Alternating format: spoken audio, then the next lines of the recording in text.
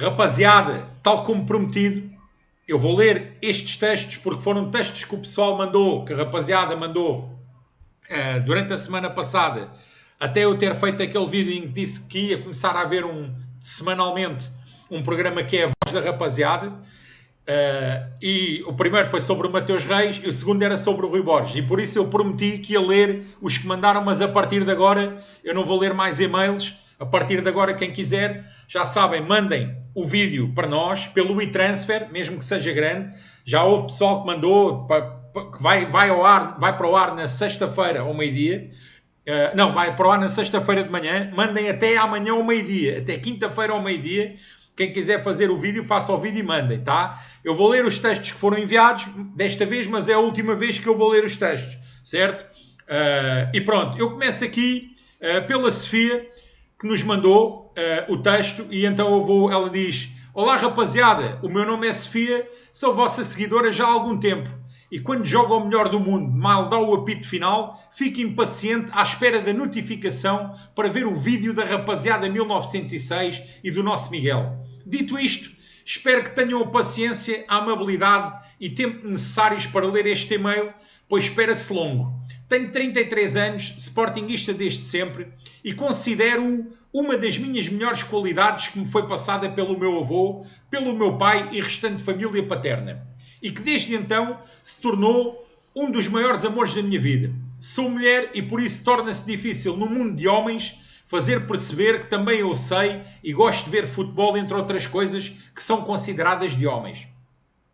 Passava os fins de semana à tarde, antes e mesmo depois de o meu avô falecer, a ver coisas de homens na televisão com o meu avô, o meu pai e o meu irmão, com o meu avô, o meu pai e o meu irmão, futebol, português e todas as transmissões das ligas europeias, modalidades, Fórmula 1, MotoGP, ciclismo, o que quiserem. E eu adorava, ainda hoje adoro. Impressionem-se, sei o que é um fora de jogo desde os 8 anitos. Em 33 anos vi o Sporting campeão 5 vezes e 2 dobradinhas. Dir-me-ão que era muito nova e que provavelmente não me lembro das épocas 99-2000 ou da 2001-2002. E digo-vos que não me lembro do decorrer de ambas as épocas. Mas lembro-me dos festejos de ambas, aos quais compareci com o meu pai e com o meu irmão no Recio, aqui em Viseu, de onde nós somos. No primeiro ano, lembro-me do mar de gente no Recio e de irmos para o meio da multidão com o carro do meu avô, e o meu pai, de tanto buzinar, ficou sem buzina no carro. E no segundo, lembro-me de termos ido, de não termos ficado sem buzina, e no dia seguinte as passadeiras no centro da cidade estarem pintadas de verde onde seria asfalto. Algo que perdurou mais um ano ou dois, simulando a nossa camisola. Lembro-me de ter desenhado mini camisolas em folhas pautadas com o nome e número do Acosta e ter oferecido ao meu avô, ao meu tio e ao meu pai, que aguarda religiosamente até hoje. E é disto que é feito o meu sportinguismo. De geração, de pormenor, de pequenas e grandes coisas e de um enorme sentimento inexplicável que eu, sozinho ao longo dos anos, fui alimentando e continuarei a alimentar até ao último suspiro. A frase "eles sabem lá" sempre foi a frase que eu mais preferi ao longo da minha vida e nunca fez tanto sentido como ultimamente em simultâneo com a frase "nós somos diferentes" ou "ser do Sporting não se explica". Mas existe um contexto para o que eu acabei de dizer. Os últimos 5 anos, em especial 3 deles, foram os mais felizes da minha vida no que ao Sporting diz respeito, mas também os mais tristes, porque o meu maior desgosto foi o meu avô não ter tido tempo de voltar a ver o seu Sporting campeão, e este ano a conquistar a dobradinha. Contudo, esta dobradinha não me soube a pleno. Como eu disse, ser do Sporting sempre foi diferente. Pelos nossos adeptos, pelos valores do clube que se cruzam com os valores passados por quem me criou, os meus avós, pela dignidade, pela honestidade, pela humildade e pelo caráter. Sempre fomos prejudicados pela falta destes valores nos outros, e isso foi sempre o que mais me revoltou ao longo dos anos, pois foi a falta desses valores que nos levou a tantos anos de jejum e a proferir a tão repetida frase para o ano a mais. Falo de clubes, um em específico, em conluio com a arbitragem e a escabrosa corrupção que direta e indiretamente nos roubou títulos e no tempo do Paulo Bento, em que estivemos tantas vezes perto, quase nos atirou para anos de quases. Quando digo que ser do Sporting é ser diferente e que a dobradinha este ano me soube a pouco, Refiro-me ao que senti enquanto sportinguista e defensora dos valores do Sporting Clube de Portugal num jogo que foi honroso de ambas as partes. O Sporting pouco jogou, mas mesmo assim não me cansei de pedir ao Sr. António Queiroz que de onde fosse que ele estivesse ajudasse os meus meninos. E ajudou, e eu agradeci. Contudo, e apesar do antijogo e de outras manhas que se passaram do outro lado, cujo nome nem me apraz dizer, que aquilo pega bicho, não me orgulhei nada do que fez o Sr. Mateus Reis. Envergonhou-me enquanto sportinguista em primeiro lugar e fico de consciência pesada por pensar que por atitudes como aquela podemos sequer ser comparados a outros clubes de índole duvidosa e que temos que nos defender indo buscar o pior dos outros. Não me revejo nisto e nem no vídeo publicado em seguida, porque não faz de nós melhores saber que os outros são piores e o sentimento de desilusão que me tem atormentado e a tristeza que senti e ainda sinto faz-me crer que da parte do Sr. Presidente houvesse uma palavra e que nos defendesse, nunca usando a comparação com outros, mas condenando o que se passou, e que o jogador em causa tivesse uma consequência a fim de se lhe mostrar que o Sporting não é isto. E eu, pessoalmente, não gosto de ganhar assim. O vídeo-árbitro devia ter sido chamado. Expulsão, tudo em conformidade, e mesmo que os rapavaletas ficassem com o prémio de consolação, preferia ter a sensação de não ter descido ao nível deles. Acho que, apesar de tudo o que nos tem dado, falta ao Sr. Mateus Reis um conhecimento mais profundo do que é ser Sporting. Gostaria de saber a vossa opinião sobre aquilo que acabei de dizer, se for possível, claro, só para eu não achar que estou a ser taralhoca. Quanto agora à hipócrita revolta dos rabolhos, a ameaçar com isto e aquilo, e mais um par de botas, é nada mais do que isso. Uma hipocrisia atroz que só se revela agora porque enquanto o Sporting não teve dinheiro nem para mandar lavar os coletes dos treinos, achavam-se hegemónicos em tudo. Agora que o Sporting tem uma estrutura, contas equilibradas e uma equipa de futebol e títulos, o Sporting, e passo a citar o Rabolho Costa, domina esta merda toda. E que se calhar o PDC é que tinha razão. É preciso descer-se muito baixo ao ponto de dizer que o maior corrupto que alguma vez o futebol português testemunhou em algum momento teve razão. Agora, Rui Borges, o penso rápido que ajudou a sarar a ferida da saída do outro senhor, continuidade assegurada, certo? É campeão e faz a dobradinha. Tal como disse o Miguel, não tem que sair. Se é treinador para o Sporting, não me aflige o que ele possa fazer no campeonato. Aflige-me a Champions. Acho que tivemos, já com Rui Borges, ótimas exibições, em maior número, exibições ok. E algumas más exibições. E na minha opinião, deu para acabar em primeiro, porque os rabolhos também não souberam mais.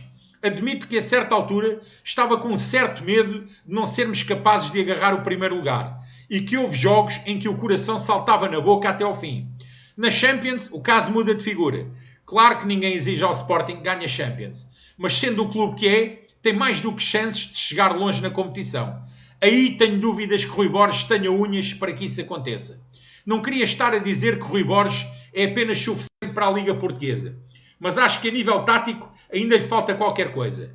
Acho que ainda demora muito a ler o jogo e a corrigir e a ajustar em alguns jogos, e as equipas da Champions, a sua maioria, são colossos que eu penso que precisam de algo mais.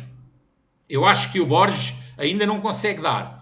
Contudo, dou benefício da dúvida pelos poucos anos de Primeira Liga que tem e pelo que conseguiu fazer com este Sporting este ano, que nem ovos tinha, quanto mais omeletes. E por isso todo mérito. Acho um treinador com garra, vontade, perseverança, com atitude, que consegue agregar e dar motivação ao plantel. Resta saber se é treinador para voos mais altos. Como já referi, a Champions, contando também que para o ano terá disponível todo o plantel. Ou assim esperamos.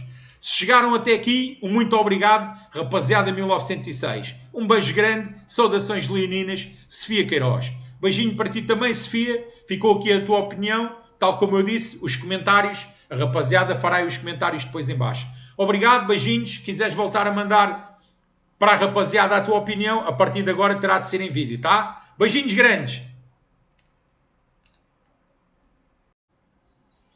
Rapaziada, temos agora aqui a opinião do João Pereira. Curiosamente, obviamente não é o João Pereira, que foi treinador, também ele campeão do Sporting Clube Portugal, mas é o João Pereira que acompanha a rapaziada e decidiu mandar aqui a sua opinião também. Boa noite. Sobre a opinião sobre o Rui Borges. Não acho que seja treinador para o Sporting e se continuar, diria que vai ser despedido em novembro. É um treinador com falta de ambição e sem mentalidade de clube grande. A verdade é que o Sporting nos jogos grandes, e especialmente contra o Panelas, levou sempre banho de bola tático. Apenas jogámos bem na primeira parte do jogo de estreia do Rui Borges. Todos os jogos jogámos mal. O Panelas, que também não joga nada, acabou por ser superior. O problema é que, a julgar pelas conferências de imprensa do Rui Borges, ele parece contente com estas prestações do Sporting. Nunca admite que devíamos jogar melhor, que devíamos criar mais oportunidades, nada. Diz sempre que tivemos bem. O completo contraste do Rubem Amorim, que tinha a mentalidade de não só ganhar, mas golear o adversário. A verdade é que o Sporting joga muito mal no último terço do campo. Cria poucas oportunidades, até contra equipas mais fracas. Mas para o Rui Borges, o Sporting joga bem porque tem o controle do jogo. O Sporting não se pode contentar com ter o controle do jogo. Tem que dar amasso. Por isso, não é treinador para o Sporting. Já mostrou que não tem ambição. Fica aqui a opinião do João Pereira. E vamos agora à próxima. Temos agora aqui a opinião do Daniel Santos, que diz: saudações companheiros de armas, tu, Miguel, em particular, desde metade da década de 90. Cá vai. O nosso treinador alimenta a minha esperança pelo trabalho inicialmente desenvolvido no Guimarães.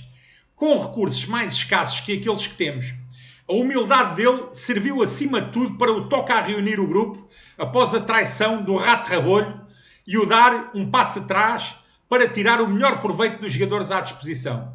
O discurso entrou em todos e assim se tem notado o espírito de grupo que existe, mesmo com os dois extraterrestres, Morten e Vítor, e o não menos importante, Rui Silva. Concordo com a tua leitura sobre as substituições tardias. Quanto às opções tomadas no 11 inicial, aí cabe a ele definir perante o trabalho semanal. Além dos troféus que ajudou a dar-nos, penso que ele, a começar de início, a época e as coisas pré-definidas por ele, creio que é capaz de correr bem, mas não deixa de ser uma incógnita. A ver se tem unhas para tocar a nossa guitarra. Grande abraço, malta, e sempre a combater contra tudo e contra todos. Sporting sempre. Ficou aqui a opinião do Daniel Santos. Bom, e agora temos aqui o Miguel Ferreira, que diz: grande Miguel, desde que descobri a tua página, sou seguidor atento e assisto todas as tuas lives pós-jogos, assim como conteúdos inerentes. Não me alongando muito, acho que foi uma grande época nossa, ainda por cima tendo perdido o Rabelinho em novembro, que foi um grande baque nas nossas ambições. No geral, falando do Rui Borges, não vale a pena falar do GP. Primeiramente, acho que foi a pessoa certa na hora certa, tendo em conta toda a conjuntura, não esquecendo das lesões e pegar numa equipa com tanta qualidade. Não sendo escolhida por ele, teve sobretudo o condão de não inventar muito, apesar de tentar em alguns jogos colocar a equipa a jogar num 4-3-3 que, tirando o jogo contra os Rabolhos, não pegou. Cumprimos os mínimos, taça e campeonato, mas tem de haver um upgrade em termos de nível e volume de jogo na próxima época, se quisermos ir ao tri, grande objetivo da época. Destaco em termos de equipa o Vítor, melhor jogador de sempre que vi no Sporting. O Rui, que deu muita segurança e serenidade à defesa. Diomandé, que teve um final de época brilhante, deixando para trás jogos em que teve influência direta e negativa no resultado. Ullmann, que se revelou um líder nato. Quase nem nos lembramos do Seba. Trincão, que jogou praticamente os jogos todos, sempre no nível alto e regular. E o Kenda, que até nos esquecemos que foi a sua época de estreia este ano. Sendo que baixou um pouco na parte final, mas sendo uma arma bem importante vindo do banco. No fundo é isto. Grande Sporting, dobradinha que já vem com um ano de atraso, mas muito saborosa e merecida. Caso haja lives onde possa participar, adoraria. Saudações leoninas, viva o Sporting, o maior e o melhor de Portugal. Melhores cumprimentos, Miguel Ferreira. Ficou aqui a opinião do Miguel Ferreira. Miguel Ferreira, é como a gente disse aí, lives não é. Podes mandar os teus vídeos que a gente depois publica, ok? Já que não tens problema de aparecer, manda, vê a opinião da rapaziada que a gente tem posto lá. É assim que tu vais aparecer, ok? Tranquilo, manda, que é um prazer receber-te. Grande abraço. E agora temos aqui a mensagem do Pedro Teixeira, que diz: saudações leoninas, rapaziada. O Sporting teve uma época 2024-2025 inesquecível, coroada com a conquista da dobradinha e a subida de divisão da sua equipa B.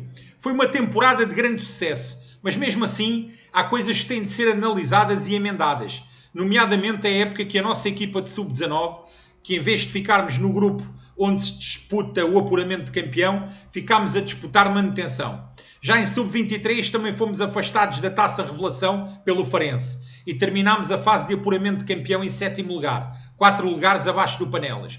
Isto não é aceitável, pois temos de formar os nossos jogadores com rotina de vitória. É essencial também que a nossa formação tenha os melhores treinadores. Deu uma sensação de que a nossa equipa B finalmente tem um grande treinador, o que foi fundamental para conseguirem subir. A subida da equipa B é importantíssima, pois permite que os jovens estejam a competir a um nível mais próximo da Primeira Liga. Relativamente à equipa principal, acho que foi uma época bem preparada pelo Hugo Viana e Rubem Amorim, apesar de alguns erros. Posteriormente deixaram a equipa entregue ao João Pereira, que se revelou um fracasso e quase hipotecou o campeonato. Em boa verdade, também é campeão e não deixa de ter os seus méritos, nomeadamente na sua forte aposta em João Simões, que veio a ser um jogador importante. Mas João Pereira nunca teria sido aposta minha. Sinceramente, nem na equipa B me convenceu muito. Pode vir a ser no futuro um bom treinador, mas acho que foi prematuro colocá-lo a gerir a equipa principal. Felizmente para ele, as coisas no Alanyaspor até se estão a compor, mas já está fora dos lugares de descida e esperemos que consiga mesmo a manutenção. Em boa hora chegou Rui Borges, um treinador muito pragmático e que não se esconde perante dificuldades. E a verdade é que o Sporting estava fértil em problemas quando ele chegou. Nomeadamente muitos atletas sobrecarregados com esforço, falta de um grande guarda-redes, muitas lesões, etc. Sinceramente, acredito que é o treinador certo para o Sporting. Contudo, ainda terá de provar que sabe preparar uma equipa à sua imagem e lutar para ser campeão e para fazer uma grande Champions. Aqui ficou a opinião do Pedro Teixeira. E agora, para terminar este único episódio que nós combinámos fazer, temos a opinião do Gabriel Canelas, que é a última, mas não, por ser a última não deixa de ser tão importante quanto as outras. E aqui vai. Bom dia, rapaziada. Relativamente ao tema Rui Borges, penso que tem de continuar por via dos resultados alcançados e do contexto extremamente difícil em que os mesmos foram conseguidos. Recordo que pegou na equipa na ressaca dos péssimos resultados obtidos sob a égide de João Pereira, uma equipa desacreditada e com os seus níveis motivacionais muito em baixo. Tinha metade do 11 da época anterior no estaleiro. O Gyökeres preso por arames e a ser gerido de pinças. Morita, João Simões e Pedro Gonçalves de fora, que nos deixou sem soluções no meio campo. Na defesa, o habitual vidrinho holandês. Os problemas físicos aqui e acolá do Inácio e do Diomandé deixavam a manta curta. Inventou soluções na equipa B, com miúdos bons, mas pouco tarimbados e que vieram de crescer à pressa. Foi inteligente, humilde e nada teimoso quando reconheceu que o seu modelo tático 4-4-2 não estava a produzir efeitos, voltando ao sistema do Amorim. Em boa hora o fez, diga-se de passagem. Uniu o plantel em torno de um propósito, vencer, e conseguiu. Terá agora toda uma pré-temporada para trabalhar e, se quiser, o seu 4-4-2 para poder preparar, o que poderá ser uma mais-valia para a equipa, já que ficará com 2 sistemas distintos para pôr em prática no decorrer dos jogos, sobretudo na Champions, onde é necessária elasticidade tática.